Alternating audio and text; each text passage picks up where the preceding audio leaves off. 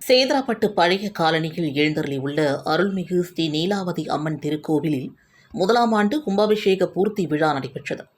புதுச்சேரி மாநிலம் வில்லியனூர் கொம்யூன் சேதராப்பட்டு பழைய காலனியில் எழுந்தருளியுள்ள அருள்மிகு ஸ்ரீ நீலாவதி அம்மன் திருக்கோவிலுக்கு கடந்த ஆண்டு 6/12/2024 வெள்ளிக்கிழமையன்று மகா கும்பாபிஷேகம் நடைபெற்றது. அதனைத் தொடர்ந்து நேற்று முதலாம் ஆண்டு கும்பாபிஷேக பூர்த்தி விழா வெகு சிறப்பான முறையில் நடைபெற்றது. இதில் காலை 7 மணிக்கு அம்மனுக்கு பால்குடம் வீதி உலாவும், 9 மணிக்கு பால் அபிஷேகம், சிறப்பு பூஜை மற்றும் சங்காபிஷேகமும் நடைபெற்றது. அதனைத் தொடர்ந்து மதியம் 1 மணிக்கு அன்னதானமும், இரவு 7 மணிக்கு அலங்கரிக்கப்பட்ட வாகனத்தில் அம்மன் வீதி உலாவும், இரவு 10 மணிக்கு கேளிக்கை நாடகமும் தெருக்கூத்தும் நடைபெற்றது.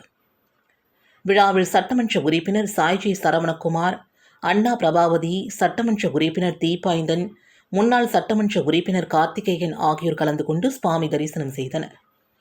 தொடர்ந்து ஆலயத்தில் அவர்களுக்கு பரிவட்டம் கட்டி முதல் மரியாதை செய்யப்பட்டது. இந்த விழாவில் ஆலய நிர்வாகிகள், ஊர் பெரியவர்கள், பொதுமக்கள் என திரளானோர் பங்கு கொண்டனர்.